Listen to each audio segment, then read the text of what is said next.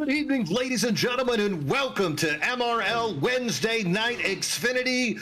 Mean Gene Money in the booth with my tag team partner tonight, Jared Showboat Kelly, the winner of the Daytona 24 race most recently. Showboat and I will be bringing you all the action here live from Sin City, Nevada. Hey, Showboat, tell me, how you feeling tonight?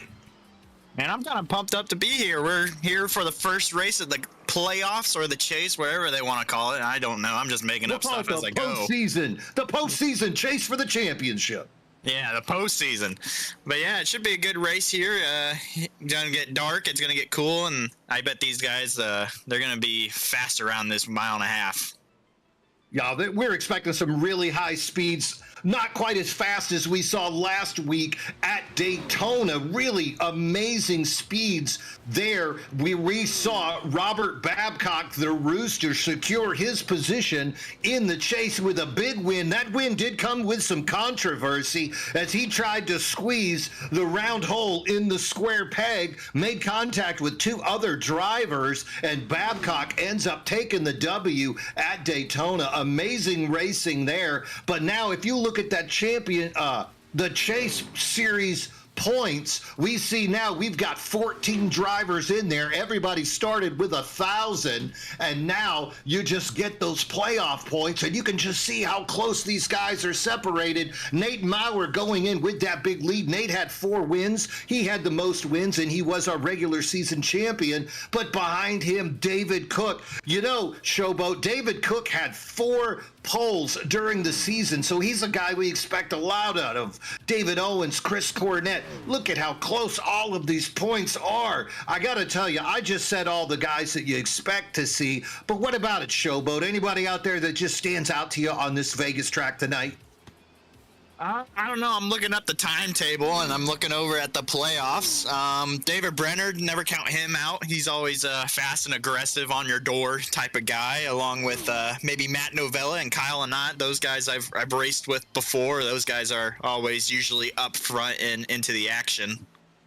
Now, when Showboat talks about these guys, he knows what he's talking about. A veteran of the Bonfire Race League. Showboat races at all levels of competition, and this league is open to all other leagues, and we've got levels of driving for everybody out there. You're a beginner, run on Fridays. You want to run trucks, we do it Thursday. We do the Cup on Monday, and we do these Xfinity cars on Wednesday. Showboat, you've been in all of these things, and I'm really looking forward to some of your inside expertise as we talk about this 1.5-mile tri-oval asphalt track. 14 drivers will be competing for that opportunity to get some points. The outlet today, we're going to do 2 stages as these guys run around. There will be cautions at that point in the race. 45 laps, 90 laps, and 140 laps is going to be the stages as well as the finish. I think right now, though, we're going to have an exciting chase for the championship, and we, ladies and gentlemen, are MRL.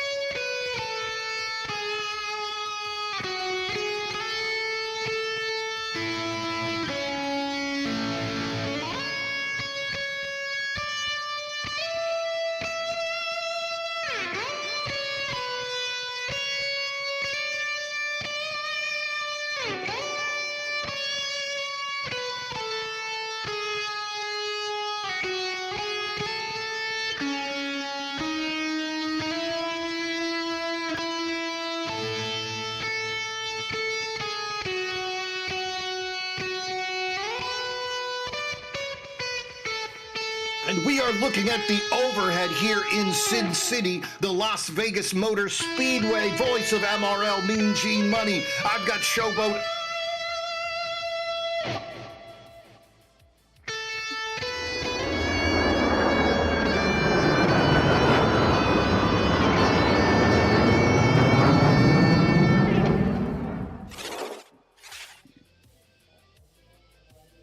And here we are with our overhead of Sin City, Nevada. That's right, we are live at Las Vegas Motor Speedway. Mean Gene Money, I've got Showboat in the booth with me. KK giving us all of the production notes. This race is brought to you by Horse Bath Body Wipes. Smell more pleasant than you do at Pleasant. And hopefully we're not going to see too many of those horse bath body wipe moments with those cautions. But Vegas is that kind of strange track where even the track itself can cause an accident, right, Showboat? Yeah, especially those bumps down in turns 1 and 2 on the bottom.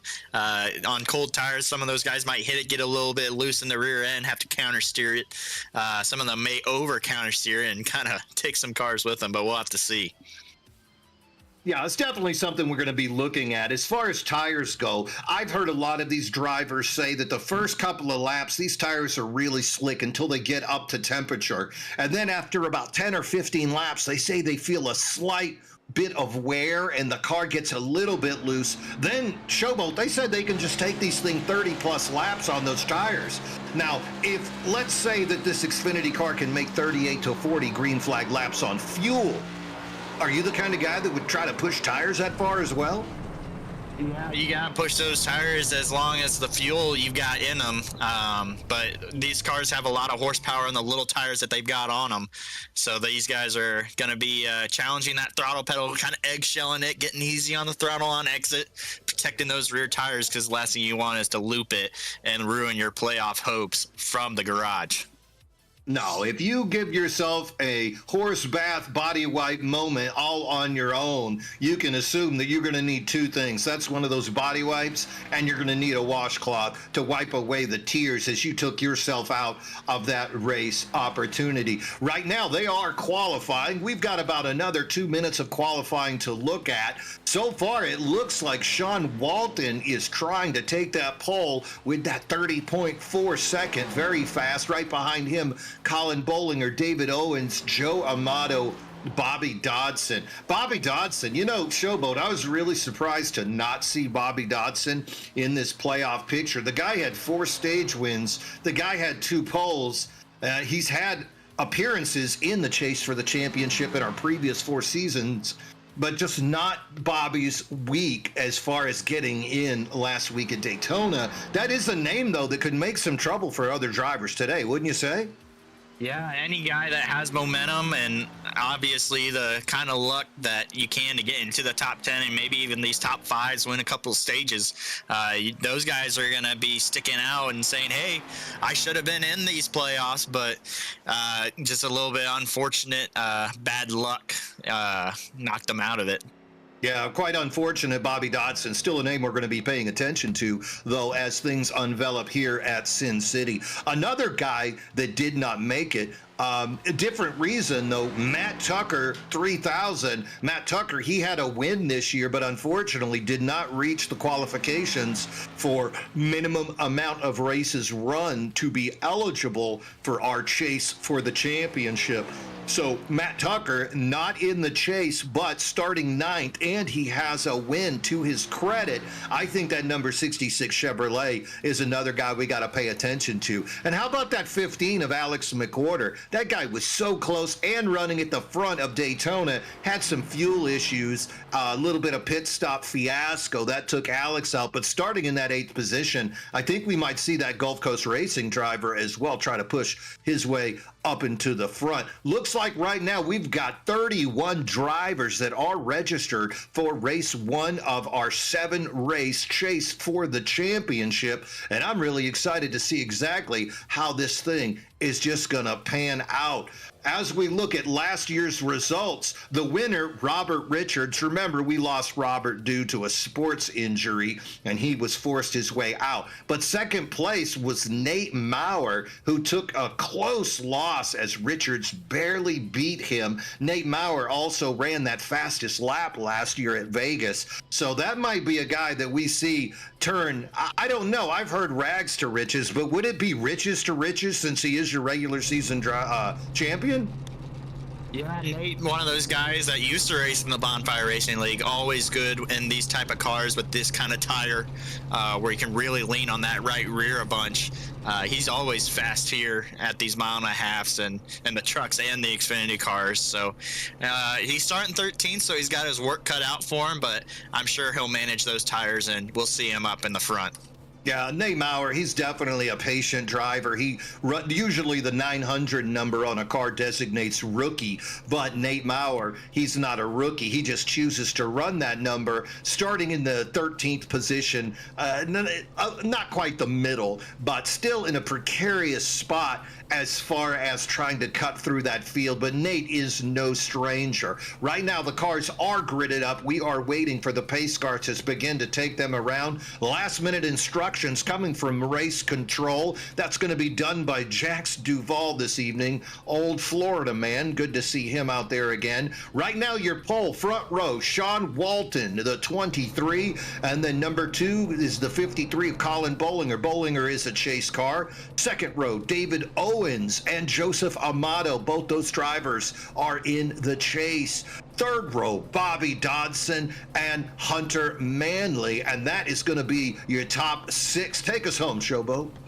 Yeah, in that fourth row, we've got David Cook and Alex McCorder, and then rounding out your top 10, I believe it's Joe Vulpes and Matt Tucker rounding out that top 10. Yeah, Joe Vulpes, that's a guy that's had quite the interesting season. Joe, he's run up at the front in the beginning, middle, and almost at the end of many a race, but just seems to get caught up in the soup at the worst possible moment. But still, he's been consistent enough to bring himself here into the chase right now. Joe Vulpes being shown as just 16 points back of the leader. So no wins, no stage wins, one pole for Joe Vulpes. So we're expecting to see that 98 Crown Royal car have a little bit better luck here today. I got to ask you, Showboat, people love cutting that corner. I think you know the one of which I speak. Is there a way to go around this track without cutting that corner to make that straightaway shorter, or do you just have to do it to be competitive? I'm assuming you're talking about the tri-oval near the start-finish line, cutting the corner. Evil, yes, it's so evil. Yeah, it kind of just depends on where everybody else is going. Like if you get the draft, I'd rather be up in the draft than cutting that corner short and getting some clean air and slowing me down. Well, I know I've done it myself personally, and that car just slams, and I do not enjoy it. All right, looks like pace car is off, and we are green here at Las Vegas. The 23 car of Sean Walton going across the start-finish line. He is in the lead. Colin Bollinger on the outside. He's in that white 53. David Owens in that 11 Tooties car. Really nice black and purple paint scheme. And Joe Amato, the 28 on the outside. Good start by Walton as he finally does take it single file, and then you can see side-by-side racing behind there. Sean Walton, though, right now in control. Usually I refer to him as he of the front bumper, but when you're in the lead, Showboat, you don't have to use that bumper at all. No, you don't. It's you got clean air. You can go wherever you want to, and everybody else got to try and find that clean air around you. So Sean's got the easy job at the moment. Yeah, Sean Walton, a funny story, last week he actually got bumped by someone else, and that wreck taking him out of Daytona and also ruining his chances at the W. Look at that move. Owens cuts under him, takes Colin Bollinger with him. Those two cars make that quick move, and Bobby Dodson also on that low line. Looks like that low line might be the way to go early, Showboat. Yeah, as long as these cars can still handle the bottom, as we see the 53 dive down on there and take the lead away from David Owens. It looks like coming out of 2 maybe as David slides up. He doesn't want to hit the wall though. But yeah, you're going to want to stick to this bottom as long as you can. Well, and we'll just have to keep track of how it hurts the tires. Somebody who doesn't believe in the bottom, though, is that 71 of David Cook. They're 3 wide right now, and you can see Cook on the outside. I like to refer to that lane as Cook's Parkway because he has made a living out there on that outside. David Cook, he's had 5 stage wins, 4 poles, 3 wins. He has been in the thick of this thing all year. Right now, he's side by side. Colin Bollinger trying to hold him off, but look at the speed that Cook can generate on that outside. Yeah, running down the hill, using that momentum and gravity to just give you a giant run off the corner. He's using it to his advantage, but once he got that clean air, he shot down to the bottom of the racetrack.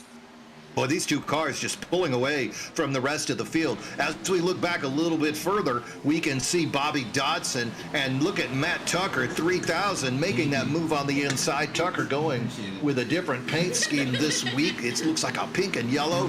Bobby Dodson behind him. David Owens, Sean Walton, and Fred Lister making his way up in there. Fred's running that 07 Chevrolet. Behind him, Joe Amato dropping back a little bit. Alex McWhorter pushing up. Nate Maurer, that's going to round off your top 10. But right now, David Cook, he's starting to pull away with that 0.7 of a second lead. Yeah, David Cook's had some fast lap times. The 2 laps ago, he ran a 30.5, fastest lap of the race. Yeah, he's definitely on a mission right now. Matt Tucker, he ran the fastest lap of that last lap, though. That's a lot of laps in one sentence, isn't it? And he's trying to close that gap as well. If we look back a little bit, some really fierce fighting between those other guys. You can see the 22 of Brenner right there. Brenner was the 14th and final person to make his way into the chase, and he's got that number 20 car fiercely fighting him for position. Going to get under him and get a little bit nervous. That's that 98 of Volpus, the 07 of Fred Lister, and that's Nate Maurer leading this group in that orange car. Lots of good running. We are 7 laps into this thing. I don't want to jinx it, Showboat, but no cautions so far as we are live here at Las Vegas Motor Speedway. Yeah, I think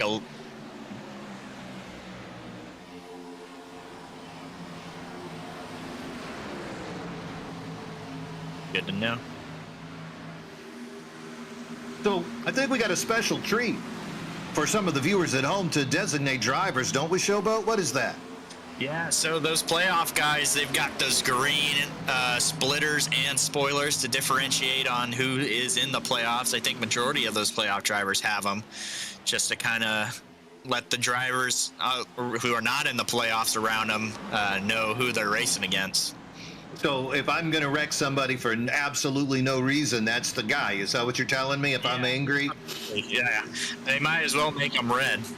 Well, that's what I was going to say. If I'm El Toro the Bull, I would have rather had them been red so I can smack them. 9 laps run. David Cook, he is holding that 0.7 of a second lead. Colin Bollinger, he is keeping it on a rail as well, trying to chase him down. That gap has not grown or shrunk as we are now on lap 10. Over the last 2 laps, Matt Tucker starting to put in laps. Bobby Dodson, David Owens, that's your top 5. You can see Tucker trying to close that gap on Bollinger, but right now it is David Cook. He is just running that thing, and watch him. You can see how he utilizes that outside lane to just make that car rip around there. I didn't know rail rips were a thing here at Vegas, but David Cook, he'll run that outside anywhere and just seems to make it happen. He's running so fast in that 71. David Cook, he needs to make up a 3-point lead over Maurer here at race 1 of the chase for the championship, as this is definitely the way to get it done. Yeah, David Cook, I'm looking at his lap times, just a few hundred slower than the guys behind him. Hopefully that's not a sign of his tires falling off, but maybe just the other guys pushing. Look at this hot mess back here, though. You can see how these cars are getting built up. That's Nate Maurer in that outside 971 orange car. David Brenner on the inside with that 22. You can see as well Noah Jackson. He is running in that 20 today. Noah Jackson is a rookie. Welcome to the lead. League. Kyle Lynott in that white and teal car trying to go under the 20 right now, but really good racing. Nate Maurer really being patient right now, and I want to commend all of the drivers for their patience so far as we are making it around lap 13. These cars can go 38 to 40 laps under green flag conditions, but Showboat, it's 45 laps to get to that stage. At what point do you start counting backwards and thinking, do I risk it for the caution? Do I do a short pit and maybe come in and get two tires? I mean, what kind of strategy are you thinking, or is it just too early to start making that kind of math? Well, I think a lot of these guys, they have their own fuel calculators to make it to the end of the race, so that kind of goes into my thought process. I'd rather try and get my strategy to where I'll have enough fuel to make it to the end on a decent strategy and maybe get up front. But again, those stages, they bring out a yellow, so everyone's going to come down pit road anyways. So it's kind of a toss-up on, do you want more fuel at the end of the race, or do you want stage points at the end of the race? Really hard to tell. I do know this, though. If I could do some math and maybe push my car to win stage 1, lessen my chances for stage 2, maybe I could make a push to win the event itself. I'm looking at these lap times. I can see Sean Walton having just a little bit of difficulty. He was your pole sitter, and he has been steadily going backwards in that 23. Right now, he finds himself pinched behind some other cars, finding a little bit of difficulty on the track. You can see the rookie behind him, and right ahead of him is our captain of the T-Bone Racing team, and he has the most incident points. That's Joe Amato in that 28. You know, Showboat, something you might not know, Joe also has a beef with the chili dog vendor here. Police were called on the scene when those two got in an argument, so it's always nice to see that Joe can get past that vendor and then get into the car. Yeah, well, we saw Tyreek Hill, the guy from the Dolphins, have his run-in with the police and still play a game of football. So he had a celebration too, didn't he? Yeah, he did. Maybe if Joe Amato can get on victory lane, he'll do a hot dog eating celebration for all of us. Look up front. Looks like that gap is closed as David Cook's big old lead has turned into a tight battle as these three cars of Cook, Bollinger, and Matt Tucker 3000 now find themselves close enough to throw a blanket over. I'm loving what that 66 is doing right now. I think all these guys running that low lane, just like you talked about, have caught up to Tucker, have caught up to Cook, and looks like they're forcing Cook maybe to change his philosophy of riding that rail. Yeah, definitely taking the long way around, and obviously the longer around you go on the track, the more tire wear you're going to have. So definitely that 66 running the bottom is burning the least amount of tire. But we'll have to see. David Owens in 4th. He's running that wall, so we'll have to see where that gets him. Yeah, David Owens, that's another guy we just have not mentioned his name enough this year. Owens currently 3rd in the chase. He's got 2 wins. He's got 4 stage wins as well. Walton loose and gets up into the wall. Doesn't seem to cost him too much, but that does allow the cars in front of him to pull away. A lot of excitement going on with that 23 Chevrolet, 23 Toyota. We might have to keep an eye on that. Oh, and this just in. Looks like we've lost our first racer on the day. Ty Killa, the 24, has taken it behind the pits. What is this madness I'm looking at, Showboat? Yeah, I'm assuming you're still looking at the madness with Sean Walton. He got up in the wall and lost a whole bunch of momentum. I think that car's just tight. He's trying to use the top lane to get momentum in a run. But I think that right front is cooked like a turkey on Thanksgiving. My family, we prefer the spiral hams, but that turkey also quite tasty, unless you are the turkey. And right now, Sean Walton, he's got to get that thing back on pace. Look at this battle up front, Showboat. These guys are putting it all out there. Cook now forced down to the bottom lane. You can see Bollinger and Tucker on the outside now. It looks like the roles have been reversed. And now Cook, trying to save tires, loses 2 positions. And our new race leader is going to be the 53 Toyota of Colin Bollinger. And he's going to get a point for leading the lap. Great racing here at Vegas. It wasn't over yet. The 66 tried to do a crossover. We saw him kind of run that top lane and start moving towards the bottom. That guy definitely has more tire to use up than that 53 and the 71. So that pink number 66, I'm looking at him to maybe start contending for this lead here soon. Well, we might see that 66 do it, but right now it was Colin Bollinger with our Horsebat body white pass for the lead. Little bit back in the pack. Looks like Alex McWhorter and the 20 of Noah Jackson and oh my word, Nate Maurer and Walton, they still can't get this thing figured out. Nate Maurer does not want to be caught up in the misery of other people, but right now he seems to be knee deep in that lukewarm water. Yeah, it's almost like everybody else is like those wolf spiders in the cranberry field, and Nate Maurer's the farmer. Oh, now that's just a terrifying thought. I think we've all seen that Facebook video before. And that lets me know there's certain jobs that I'm just not made for, and that's one of them. Look at Walton, though. That car's got to be loosening up a little bit. He got that really nice run, but he almost brought it into the back of Noah Jackson. Still enough speed for Maurer to let him by. And then Walton goes high and kisses the wall again. I think he must think he's that recording artist Prince, and he's got some extra time and just needed that wall's kiss. We've got dad jokes for days here. MRL Broadcasting bringing you live Wednesday night Xfinity, Showboat, and Mean Gene Money in the booth. Ladies and gentlemen, if you like what you're seeing, if you enjoy iRacing at its finest, this is it. MRL Broadcasting live on YouTube. Go ahead and hit like and subscribe. Tell your friends. We can always use all of the support. And a big shout out. I want to thank Horsebat Body Wipes for their sponsorship tonight. Hey, smell more pleasant than you do at present. Horsebat Body Wipe.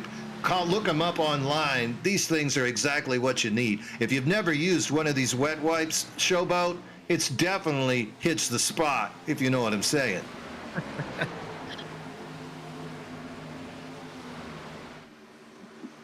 Oh, and look at back. It looks like Bollinger there in that 53 has started to pull away. Cook fighting back against Tucker, those two riding side by side, and that's going to make Colin Bollinger very happy. We're on lap 26. We're racing to lap 45 where that first stage will wrap up, but right now it's Colin Bollinger, and he's got that 0.7 of a second lead. Cook just will not give up that position cleanly, and the 66, Matt Tucker, 3,000, pushing just as hard as he can. Behind him, about another second, you're going to see Owens in fourth, Bobby Dodson in fifth. Behind them, Joseph Amato, Noah Jackson, Alex McWhorter, Nate Maurer, and Sean Walton. That is your top 10. Over the top, though, you can see just how close these gaps are, as that is Amato, Dodson, and David Owens on your screen, keeping these cars relatively steady. As far as that tire wear, I heard they might get scary around lap 30, and that's exactly where we are, right, Showboat? Yeah, just 3 laps away. I was listening to the radio between the 23 and the 971. Didn't seem like those two were seeing eye to eye at all. One being a little more aggressive and the other one kind of wanted, but so far I don't see any signs of ill play. Well, if I was a gambling man, which I am, and I also have the advantage of pointing my finger directly at my monitor, I'm going to say it was the 23 being a little aggressive and Nate Maurer not appreciating it. You know, Nate Maurer, he is no slouch, or he is not shy when it comes to sharing his opinion about what he sees on the track, and you couldn't expect less from your regular season champion. Nate Maurer hates a couple of things. Number one, he hates fuel mileage racing. Nothing worse than having the fastest car on the track and losing because some knucklehead did his math a little bit better than you. But the second thing he doesn't appreciate is that aggressive driving. You're not going to win the race on lap 29. Maurer, an expert at patiently stalking people, and like a cat, he leaps right when you turn your back. He doesn't need your aggressiveness of trying to win on lap 29 to ruin his day. Not surprised at all that Maurer might share his displeasure with another person. Looking up a little further, Bollinger really pushing that lead. You can see Tucker finally has made that move over Cook to take over that position. Good move by him. So your leaders, Bollinger, then Tucker, Cook. And look at this hot mess behind them. Ooh, pitting. Looks like we've got pitting. Is that Chris Cornett? Looks like Chris Cornett is going to be the first driver to bring it in that number 44 car. Cornett is fourth in points as well. So that is a driver of significance who might be starting off a cycle of pit stops here on lap 31. I mean, there's been no cautions to this point, Showboat. Would you take the chance, or are you going to push this thing if you're on the track right now? Yeah, I'm just gonna keep pushing. I don't really care. I wouldn't care about the stage points. I haven't done a lot of stage racing in my time of iRacing, but I'd rather push it to the end, be good on fuel.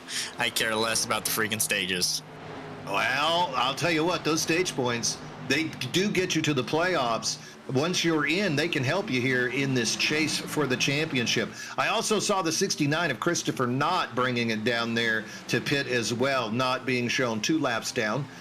So he's going to have to get that thing on track. Nice side-by-side racing right here, Bobby Dodson. David Owens now taking his turn at riding the rail, and you can see Joseph Amato right behind him.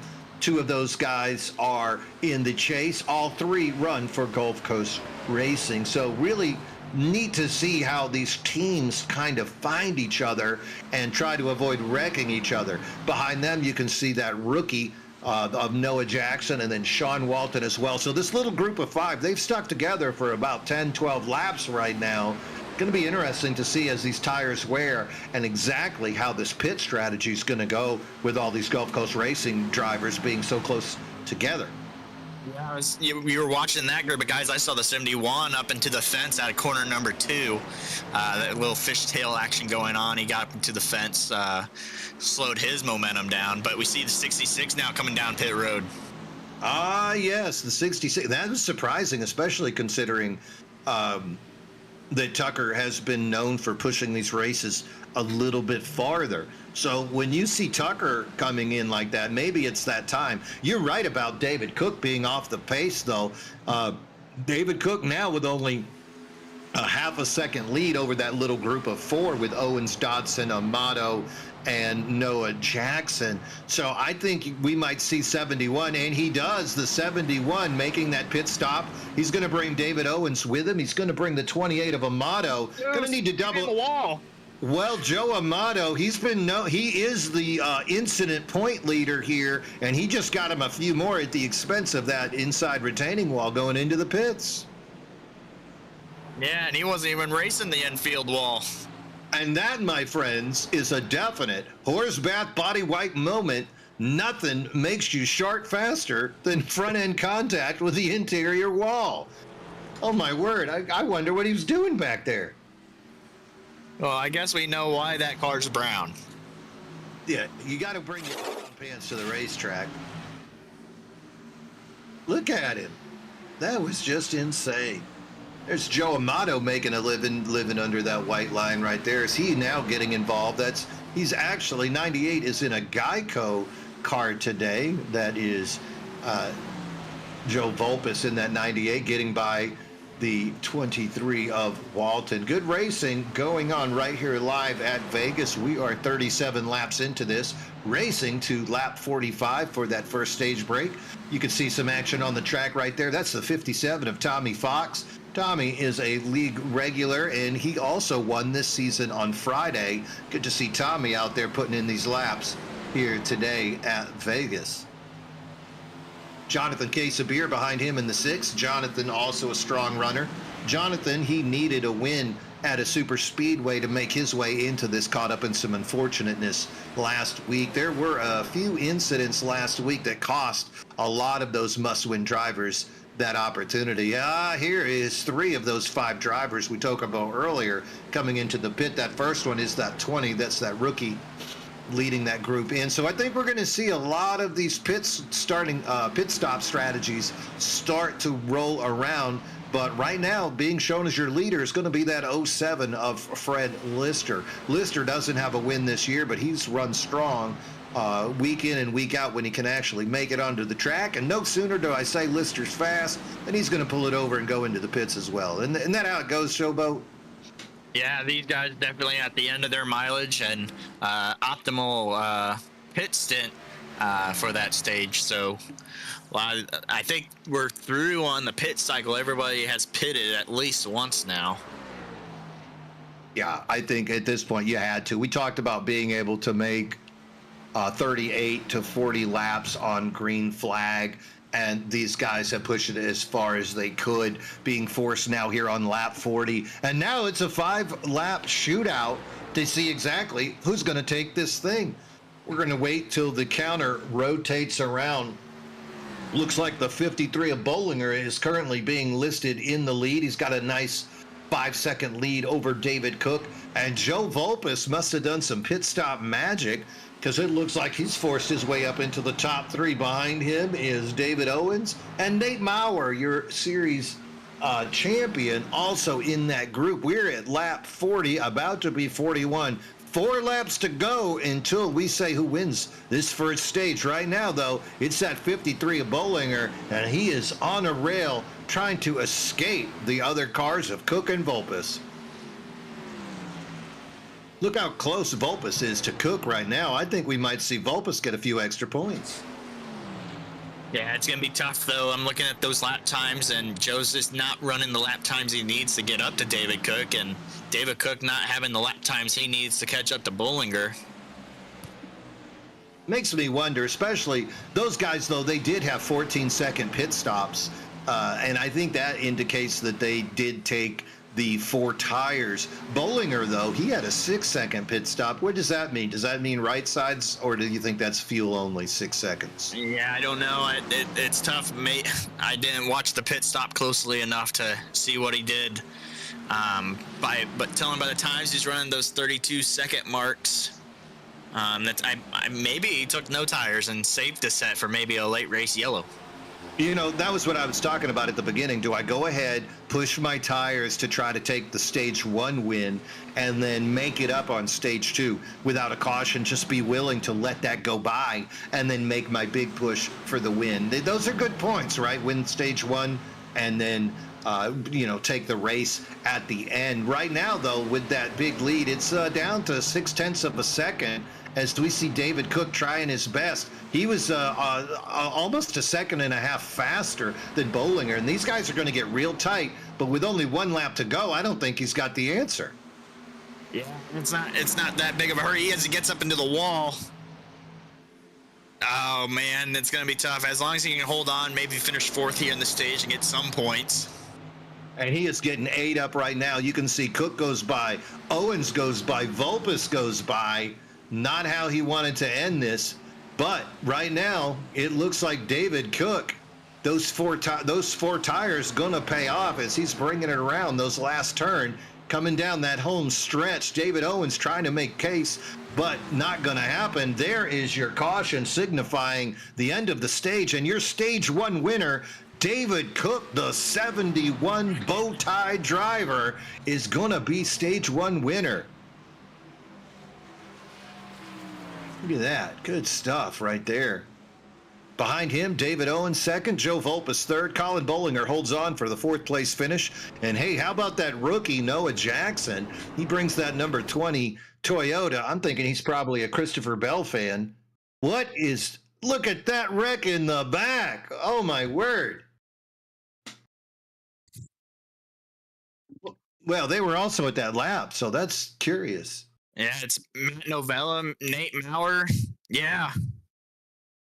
Let's get that replay. First caution of the day on an accident. That's going to be your horse bath body wipe moment, as these drivers might need to wipe themselves clean. Oh, no. Look at this. Nate Maurer in the center. They go 3 wide. That looks like the 56 of Novella, and the rookie on the outside there.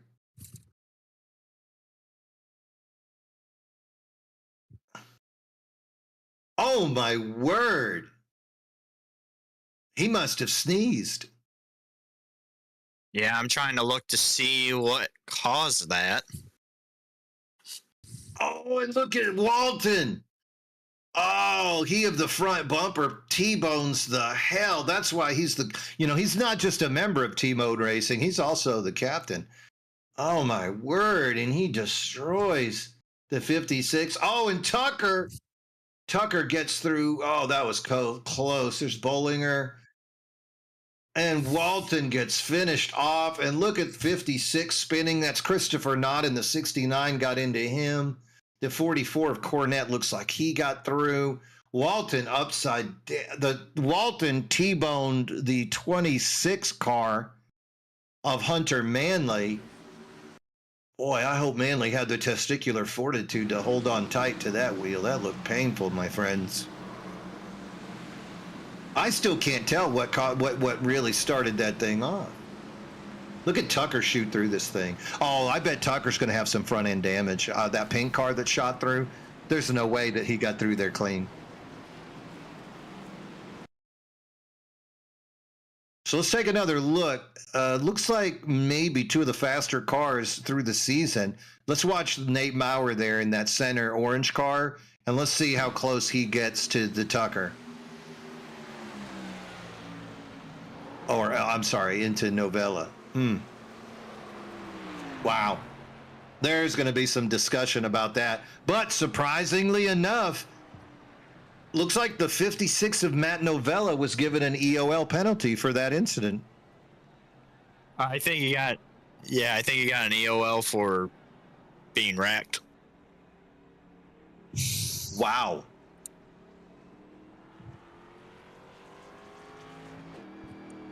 Wow. Yeah, I'm looking at Nate's car at the start finish line. It's pointed down towards the apron, and just watching it frame by frame, I don't know. Nate's coming down, Matt's starting to come up, and light contact sends him around. So what, are you going to call that a racing incident, Showboat?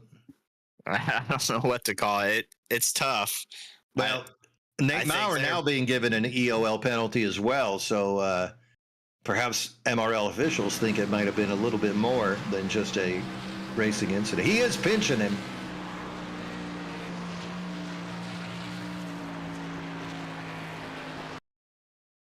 Great camera work right there by Kevin Kyle. KK getting it done for us, letting us see all of this action, trying to decipher and break down what is happening inside of these cars.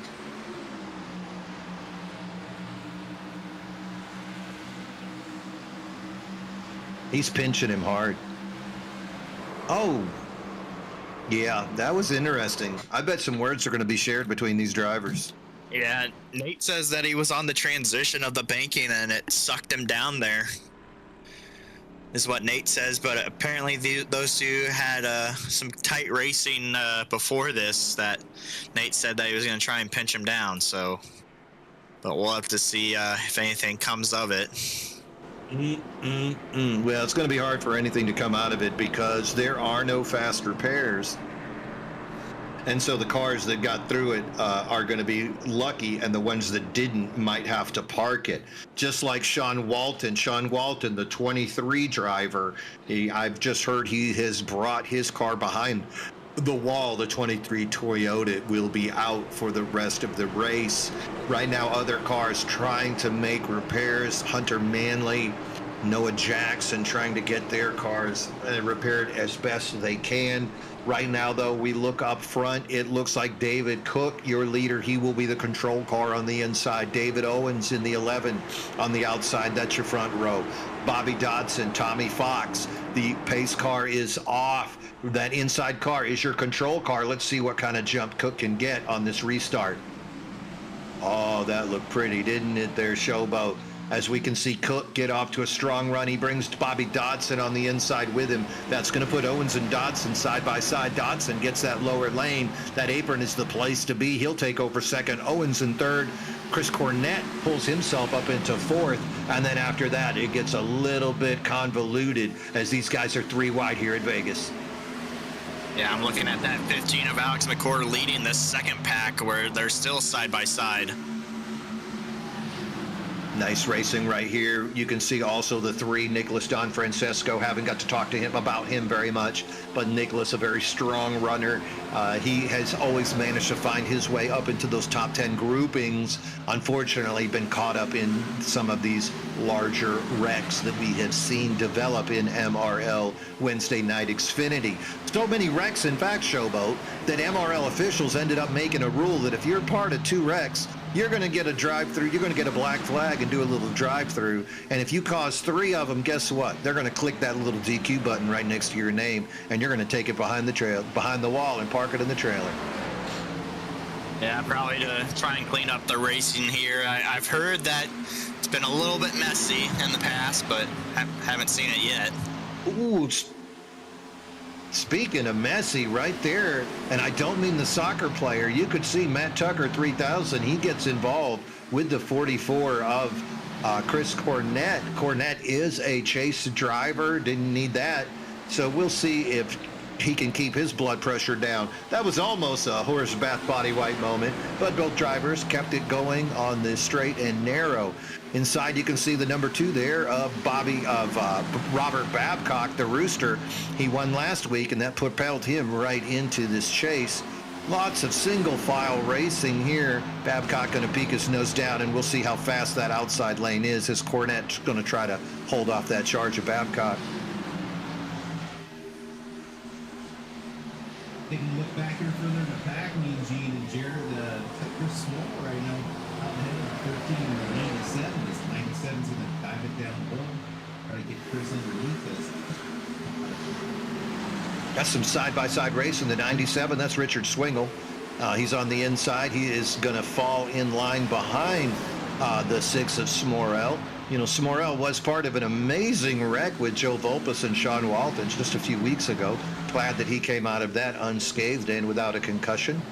Some more side-by-side racing as we go through the field. Again, 31 drivers here today.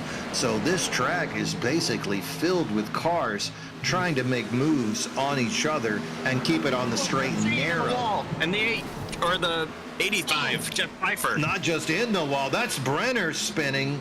Huge wreck there, Jared. That is going to be our second caution of the day. And let's go back. Our horse bath body wipe moment. David Brenner definitely got caught up in that foolishness. Oh, somebody got impatient. Looks like they just drove a hole straight through the 13.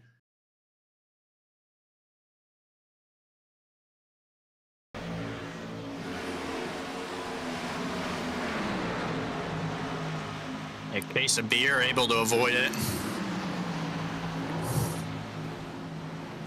Ouch. Ouch. Oh, Alex McCorder in the 27 got through that as well.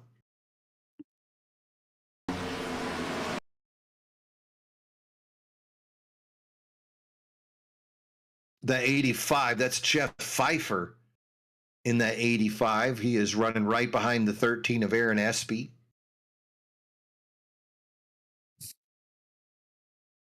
Yeah, he's just going to tag him just a little bit in the right rear corner, and it's going to propel him up the racetrack right in front of that Toyota Supra.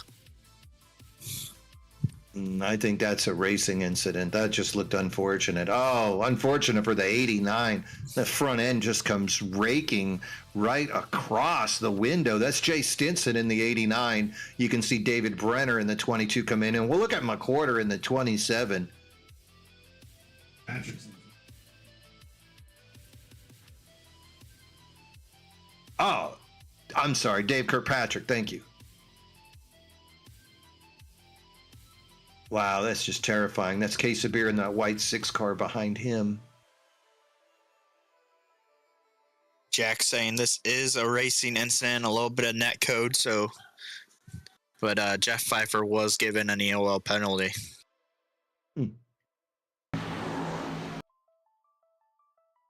Wow. I mean, that thing did a 180 in the air and then landed right on the 89 of Stinson's hood and then kept. So that front end actually did a 360. Look at that. And it looks fast in this slow motion, but in real time, it was way faster and more violent.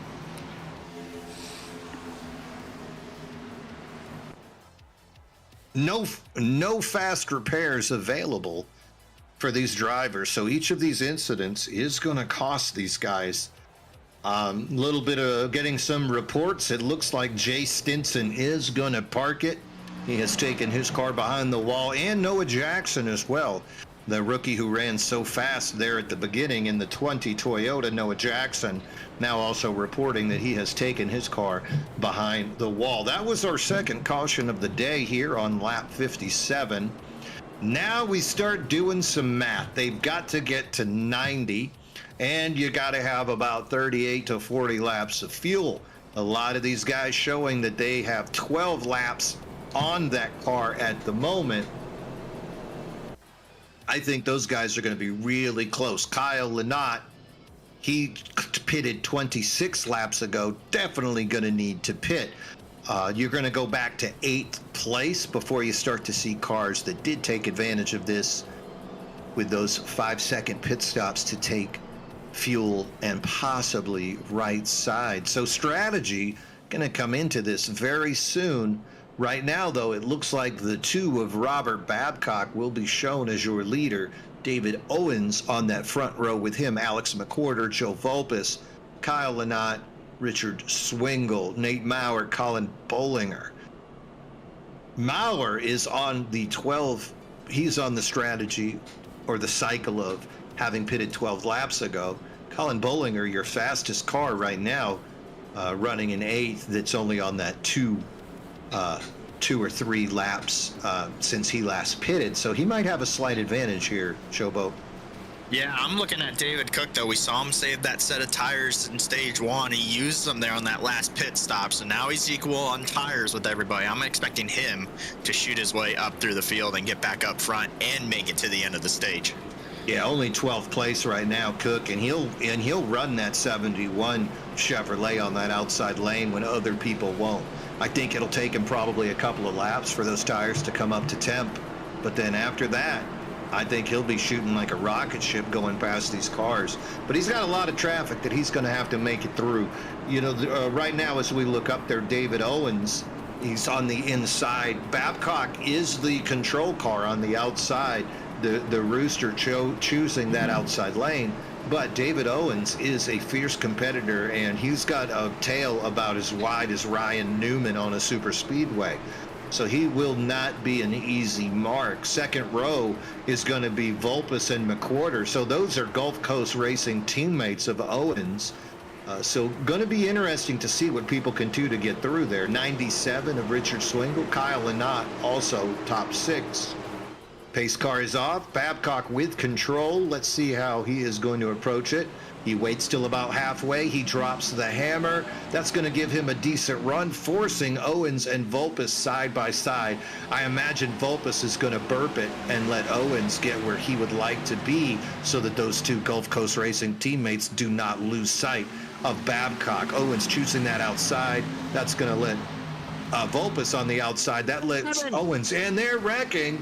Swingle gets in, and Swingle taps that interior wall. That is going to be our 3rd caution of the day, and that is another horse bath body wipe moment. Remember, this race brought to you by Horse Bath Body Wipes. Smell more pleasant than you do at present. Want to thank our sponsor, Horse Bath, for giving us a little bit of extra support and TLC in making this race happen. That is Nate Maurer, and he tapped it pretty hard, didn't he, Showboat? Yeah, it's that right front. The 97 hit the right front just right. It bent that right front, and it's all out of alignment, kind of cambered out, and he cannot turn that car. Tom, you could see Tommy Fox touch the wall right there a little bit. He's that green 57. Oh, I'm sorry. No, that was Swingle. Oh, and Swingle just comes down and smacks him good. Yeah, I think Swingle had a little bit help from behind, though. I don't think it was just up to him.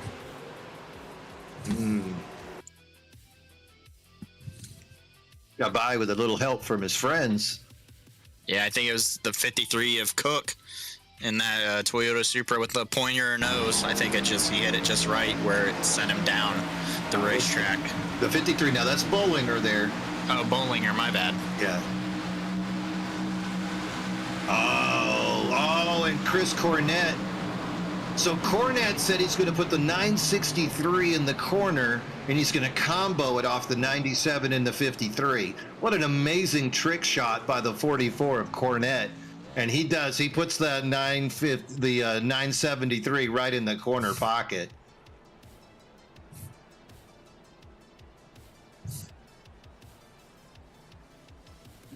.971 of Nate Maurer is down there, and you can see the ball peen hammers and the duct tape and the sawzalls going crazy. This is your regular season champion, not how he wanted to get this chase for the championship started. He does have a slight lead because of those playoff points, but that is not going to be where he wants to finish. Right now, though, Robert Babcock, last year's winner at last race's winner at Daytona, Babcock finds himself in the lead again. He's got David Owens, Joe Volpus, Alex McWhorter, pretty much three McWhorters of Gulf Coast Racing right behind him. Kyle Lynott, Colin Bollinger. We're going to see if they caught the fact that it was Bollinger or Cornett who made that accident happen if they start handing out those EOLs. Who would you give credit to that? Yeah, I don't know. The Swingle was up in the fence, lost momentum, and the Bollinger just kind of got into the back of him at the wrong time. So I wouldn't put blame on anybody. I don't see any penalties thrown quite yet. So I think it was just narrowed down to maybe just one of those restart incidents. The ever diplomatic Showboat. Right now, not as diplomatic. The 971 of Nate Maurer still being shown in the pit, trying to get that repair work done. He has got to salvage whatever points he can. This is so early in the race. If he was to disappear right now, he's being shown in 20th, but that gap will drop quickly as Dave Kirkpatrick is only 2 laps behind him, would quickly catch up. So he has got to get that car rolling and get back onto the track, and hopefully he will be at minimum speed. Right now, I'm being shown 19 cars on the lead lap. Joe Amato is the last car on the lead lap until we see. And now he's being shown a lap down. Way to go. What? No, and now he's back. I love these statistics as they continuously change. 19 cars on the lead lap. Nate Maurer 1 lap down would be your lucky dog recipient if there is another accident. Maurer, though, still being shown in the pit. That's going to put him 2 laps down, and that's a serious problem down there right now, Showboat, for our regular season champion. Yeah, and Richard Swingle also shown a lap down now too, so Nate Maurer's 2 laps down. So that's gonna be a tough hole to climb out of. He can climb out of it though.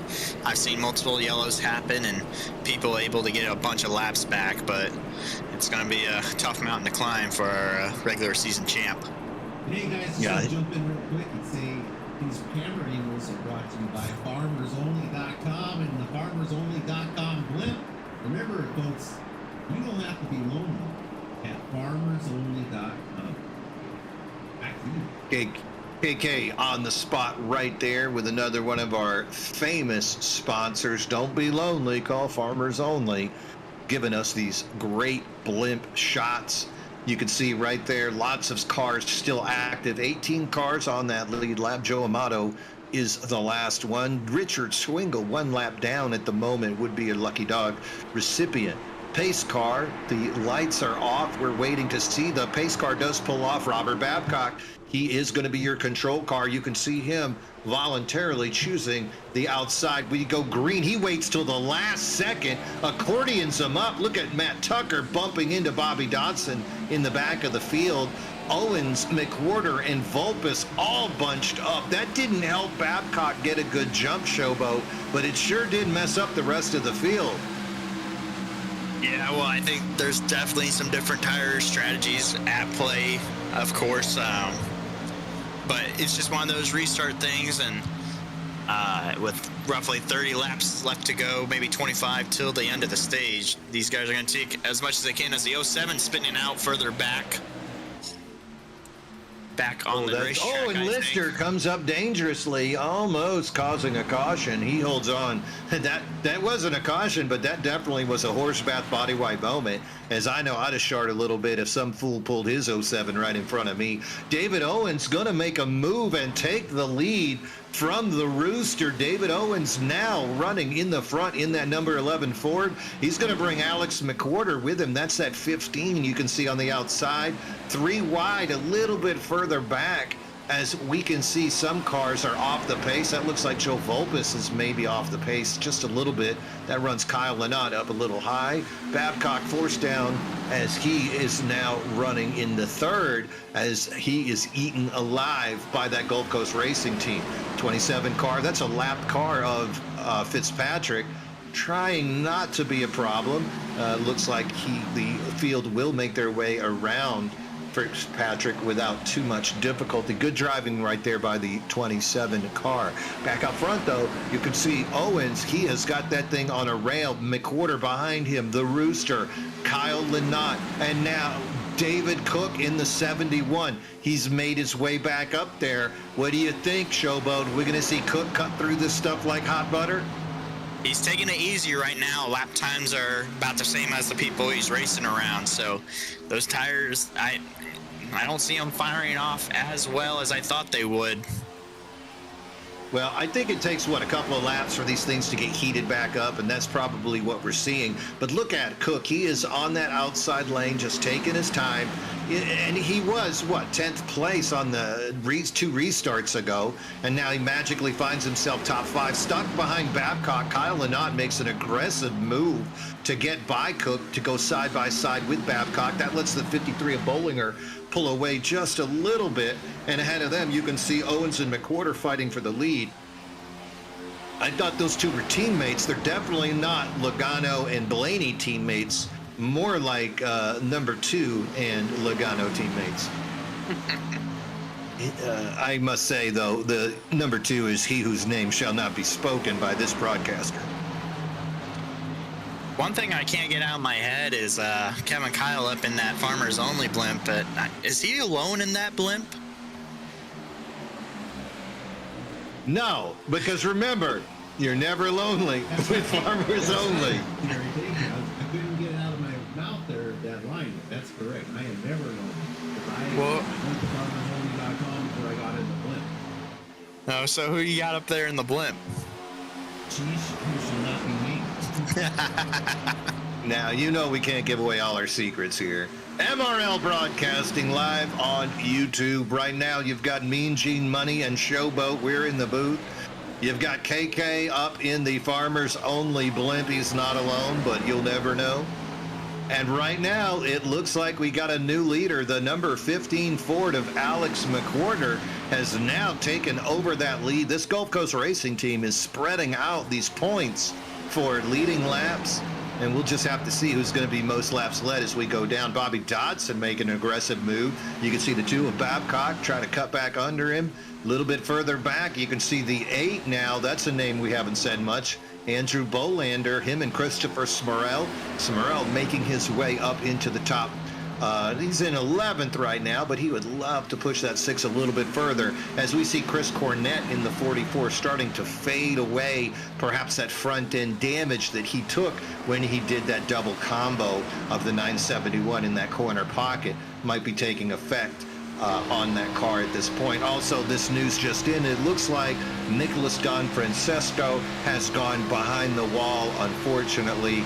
That's going to be another car that we're going to lose. That's that number 3 Chevrolet. Don Francesco has parked his car. Wow, look at Owens and Cook side by side. These guys are just going at it. Tucker and Bollinger behind them. These guys are really pushing the limits of what these cars can handle. I think these tires have warmed up enough where they're willing to get aggressive. But still, there is a difference between being aggressive and being out of control. Tucker almost making contact there. Really good inside car view right here as we can see a 5-car battle going on. Yeah, the 71 real lucky there that he's going to get turned into the outside wall. And Vulpes is going to go right by. Oh, contact. It looks like Tucker and Cook touched each other, both of them touching the wall. That was some serious contact. And that's the second time I believe that those two cars have had a little bit of activity. So maybe third time's his charm. And we might have to bust out some of them horse bath body wipes if they start doing that stuff again there, Showboat. Yeah, those guys playing a very dangerous and aggressive game early on here around the halfway point. Alex McWhorter, though, he is starting to lay down the law as he is leading a few laps. He is 30 laps into it on those tires. Behind him, you see Kyle Lynott. That's a name we haven't seen running up in the front for a little bit. Running side by side with Matt Tucker 3000. I guess that incident for Tucker didn't bug him too much as he is battling. Down below, you see David Brenner there inside the apron, still rolling. Keep it going, keep it rolling in that 22 car. Good luck down there, David. Yeah, wow. Lynott got up into the wall there out corner number 2, and that 71 looks sideways through the corners. Yeah, he'll definitely drift that thing. He is not concerned. I am surprised, though, at this point, as far as lap strategies go, Matt Tucker, he had a very quick pit stop. Not sure he even took tires, but all of these cars running 31 seconds, 31 mids on that last lap, all the way back through the top 16. So it seems like regardless of what kind of tire strategy you're on at this point in the run, all these tires seem to be at about the same level of efficiency. And Matt Tucker is gonna make that move on McWhorter. That's that 66 on the inside. He's gonna hold that lane, glide on up. McWhorter cannot make the retaliation move. There he goes. Got a new leader. He cuts it down. No sooner do I say it than he does it, Showboat. Yeah, he had to run down the back straightaway right to corner entry of turn 3, shot down to the bottom, but now he doesn't have help from the 71. Those two now battling. Yeah, the 71, he's not there just as a cameraman. He wants to win this thing. Watch him run this rail. He is not afraid to just leave that thing wide open on that outside. That's David Cook in that 71. Gets that great run, and that's going to allow him to go side by side and power past McWhorter just enough, and then he can cut it down into that secondary inside lane and finally complete that past David Cook. So poor McWhorter, that guy was in the lead a lap ago, suddenly finds himself in third place, and behind him, he's got a hungry Kyle Lynott and Colin Bollinger that are trying to eat him up as Bollinger puts that move on Kyle Lynott now. You can see those side-by-side racing just behind them. Very exciting. That's Joe Vulpes, who's got that 98 back on track running in that 98 Geico car going underneath Kyle Lynott. So these guys just switching places right now. 9 laps until the end of this stage, and they've got a lot of decision-making to go before they get to that point. Yeah, and David Brenner making his way up through the field. He's multiple laps down, but he's going to be cutting through these cars that are fighting for stage points. This terrifies me. You know, David Brenner, he's showed 23rd, 21 laps down right now. But even though he's got those fresher tires, you still got to be terrified anytime you see somebody up there, especially when you don't know what degree of damage, what level of repair the car has achieved. Ooh, look at Babcock taking high into Bobby Dodson. Kyle Lynott, that was definitely a horse bath body wipe moment as he saw 2 cars pushing him up into the wall. Lynott let off the gas, cuts back down. Good driving there by Kyle Lynott. Woo, that was scary. David Owens losing a couple spots there in that 10th position. He's got Chris Smorrell right behind him. Yeah, Christopher Smorrell really running strong, isn't he? Yeah, he keeps the tires cool. He knows how to be patient with them, knows how to push these cars. A little bad luck strikes him every once in a while, but right now he's running pretty good.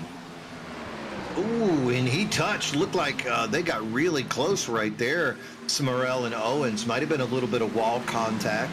We'll have to keep track of exactly what's going on back there. Looks like Joe Vulpes, Babcock, Lynott still running strong here in this battle as we are looking at who is going to be in the top 10 to get these points at the end of the stage. We are lap 84 of 140, but we will be getting that caution for our second stage break of the day. Matt Tucker, he is right now 0.2 of a second over David Cook, who is closing that gap. He would love to chase this man down. McWhorter holding on, and you can see right there just how close it is. Tucker is in that pink car. He is your leader. Behind him, David Cook, that 22 of David Brenner. He is many laps down, but that doesn't mean he's not going to want to go fast like all of us do. There's a nice shot of the Rooster, and right behind him in that Geico 98, that is Joe Volpis trying to make his way around the track. Scary incidents going on right now, Showboat. These guys are switching lanes, up and down, changing positions. You think we're going to make it clean the next 4? Yeah, I think we shouldn't have no problem making it to the end of this stage. I'm watching Brenner, though, see if he maybe makes it difficult for the 66 when he gets around. Maybe get the 71 up there with him. You see him switching lanes back and forth, but he should seal the deal here and get one of those laps back. Wow, it always feels good to get a lap back the old-fashioned way, doesn't it? Yeah, especially when you can show that leader that you had something for him. Yeah, I have speed. I know you're 26 laps into it on those tires, and I'm 10, but so what? Look at me go. And he does it. Look at Brenner. He is going to get his lap back the good old-fashioned way. We complete lap 88. And Tucker and Cook, though, look how close they're getting. Remember, the leader is that pink car of Matt Tucker, 3000. David Cook right behind him. And Alex McWhorter, he might have lost the lead to those two drivers, but he's not going anywhere. He still has a little bit of conversation left that he wants to share with those guys. Further back, you got Babcock in 4th, Colin Bollinger, Joe Volpis, Bobby Dodson, Andrew Bolander, Kyle Lynott, David Owens. That is your top 10. David Owens doing a little bit of chatting with Christopher Smorell right now in race chat. I don't listen to what they say. I just know when they say it. And that was a curious exchange. We got really close to a battle for the lead here, coming off of turn number 2. I think maybe one more lap to go before the end of the stage. See if the 71 has anything left for him. And McWhorter, though, getting side by side with Cook, that's definitely going to take away Cook's ability to free range that car. And there is your caution, as that will be the end of the stage. Congratulations, Matt Tucker. Matt Tucker is going to be your stage 2 winner. David Cook will take 2nd. Alex McWhorter in 3rd. Robert Babcock 4. Colin Bollinger 5th. Volpis 6th. Andrew Bolander in 7th. Bobby Dodson, Kyle Lynott 9th, and David Owens finishing in 10th for that ever important stage point. Lots of chase drivers up there in that top 10.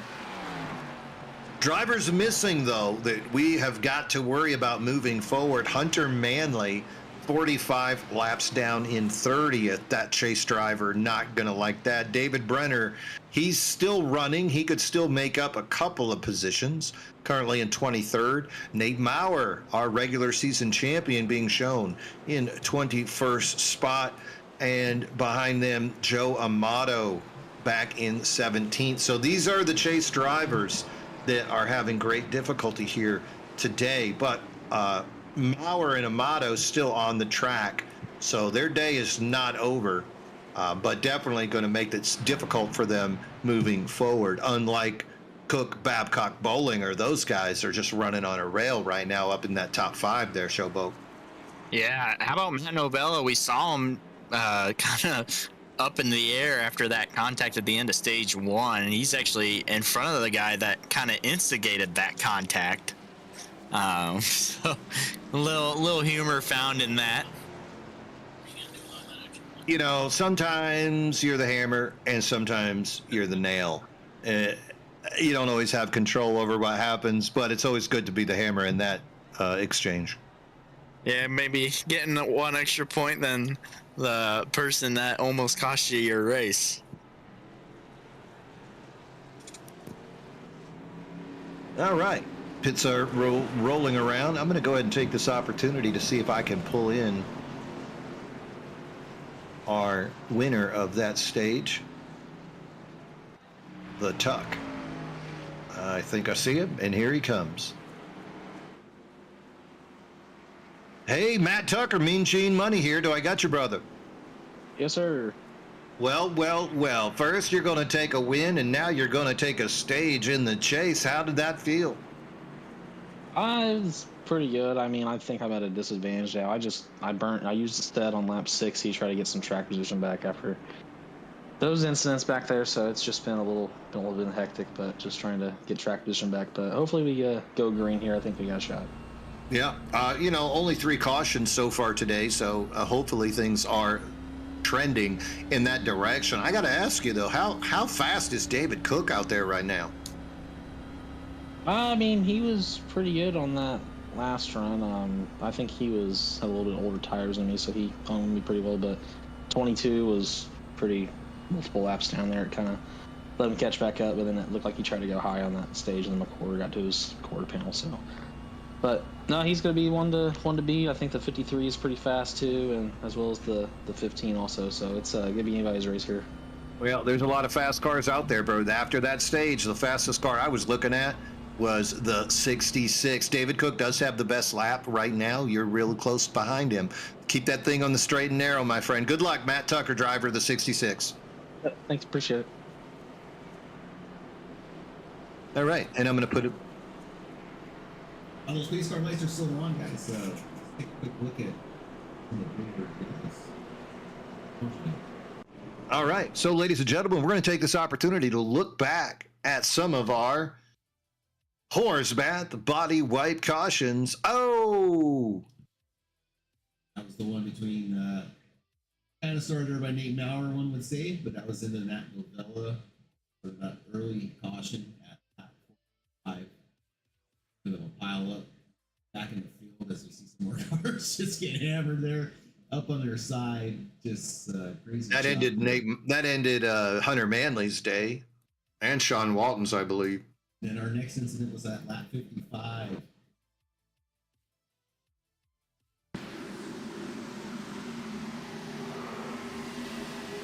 Wow. Yeah, but that brings everyone up to date there. And then we had a Richard Swingle incident. 60. Caused Nate Maurer a lot of damage there. This, of course, on the front end. Was talking about up to date with everything going on the track, guys. Back to you. Wow, Showboat. Nate Maurer involved in 2 out of 3 of those. That is going to be a tough mountain to climb. Yeah, but luckily he's got that insurance with some playoff points that he had, and maybe he can get lucky, move on to the next round, and carry over some of those points.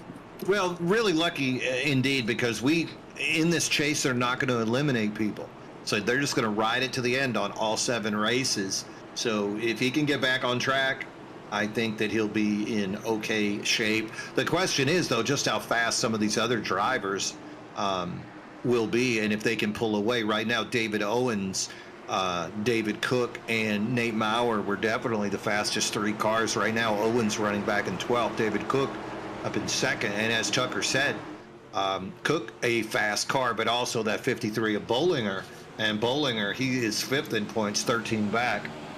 He'd love to get it back in to control. Here we go. We are live right now, and Matt Tucker is going to lead him through turn 1. Good jump. You can see Cook underneath of Bollinger, and so the 3 cars that we were just talking about now finding themselves in the top 3. As you can see, Tucker on the outside. Cook might dip down to the bottom, has to do it because Tucker goes down. Bollinger falls into 3rd. Top 3 cars with a little bitty breakaway, side-by-side racing after that. We are in the final stage here at Las Vegas, lap 96, and we are going to 140 right now. Matt Tucker is your leader. Yeah, David Cook not giving him any breathing room, though. He's going to try and get back up with him. He's going to bring along Colin Bollinger with him. And you can look back a little bit further. Andrew Bolander finally throwing his name into the hat. Alex McWhorter still part of that. Robert Babcock, he won last week in a controversial finish. He is in it. Oh, Vulpes gets a little loose. That's going to bring down Kyle Lynott. A lot of trouble back there, and it develops into a caution. Oh, no. That brings up. It looked like Vulpes got loose, and then that caused some of the cars above him to start to get sideways as they slowed up in a little nervous incident there. Yeah, major damage there for Joseph Vulpes as I got my binoculars out. And number 6 there.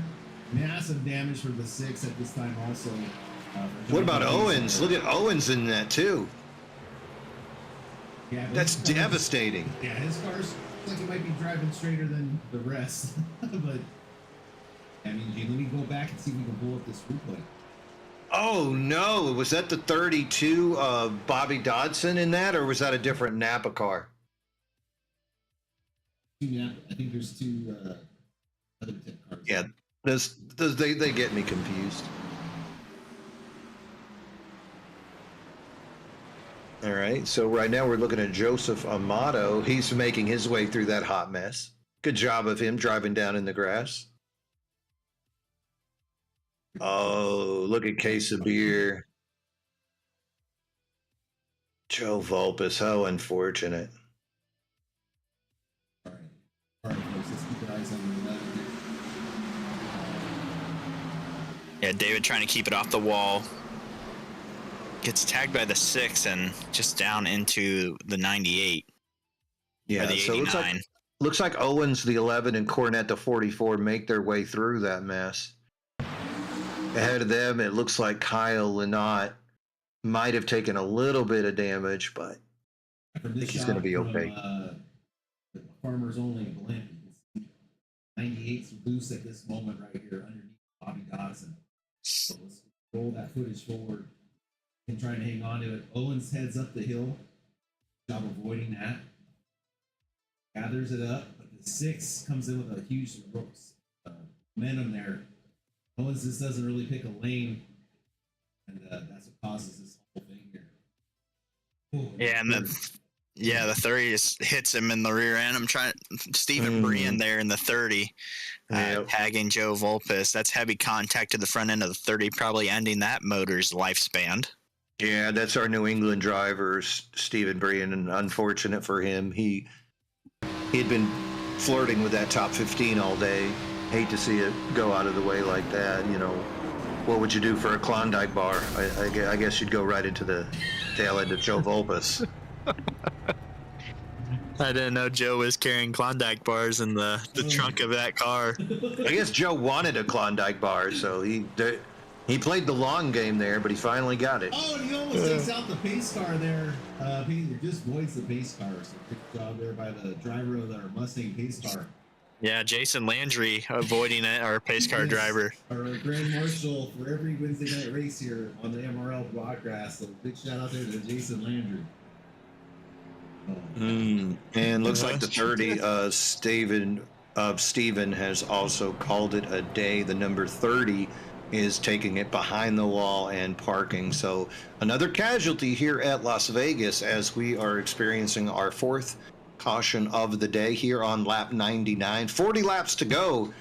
You can make it 38 to 40. So what do you do? I mean, I know you've only got 9 laps on your car, 9 laps of fuel that you've burned up. But what do? You go ahead and pit right now and think you can make it the rest of the way there? So what do you think? Yeah, most definitely. I think the longer the run goes on, the more fuel you can save. So I think those guys pitting, they have a good shot at saving enough fuel to make it to the end. I'm looking at Kyle Lynott, maybe Robert Babcock, lap 99. I think those guys have a really good shot at making it to the end of this thing, as long as it goes green flag racing the rest of the way.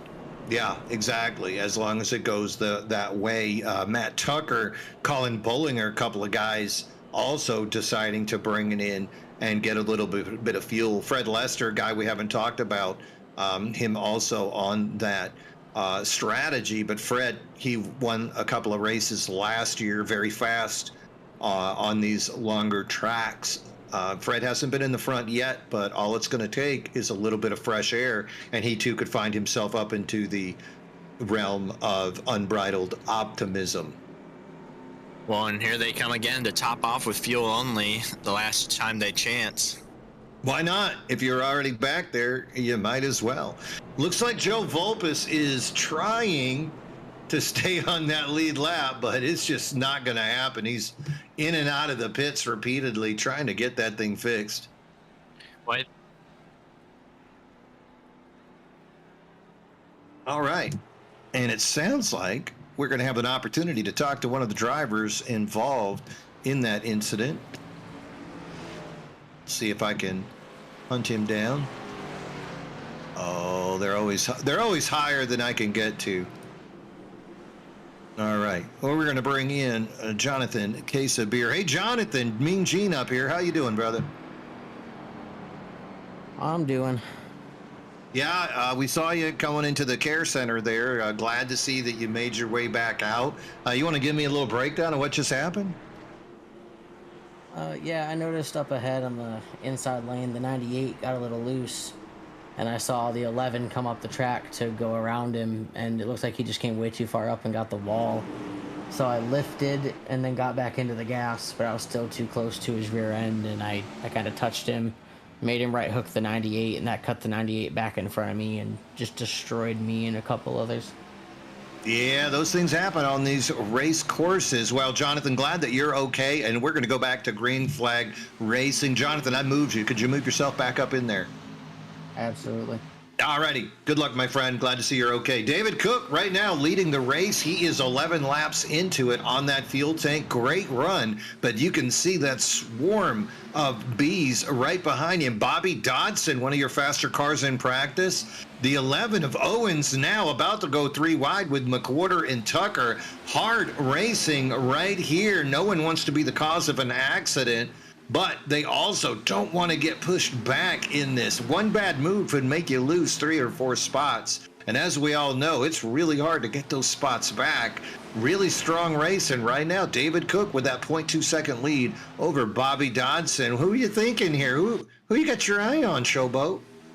I'm gonna go with that 32. I'm gonna go with Bryson Dotson. I think he's got a little fire under his belly late here in this race, and plus that maybe he'll be inspired by the 32, the smooth operator, Bobby Pierce. Oh, I like it. I like it. I mean, me personally, I don't think it's a surprise. I'm eyeballing because you can't pick the favorite right now. David Cook, everybody's All-American. You can't just say you're going to pick the guy in the lead. So to pick a car that's not in the lead right now, it's got to be Matt Tucker. That guy has already got a win this year. He's run smooth. I love his player rating. He's right at 3,000. And he's just able to pilot his way through a lot of traffic without running into too many incidents. Tucker did not run enough races to qualify for the chase for the championship. But here we go. We're in those closing laps, 35 to go.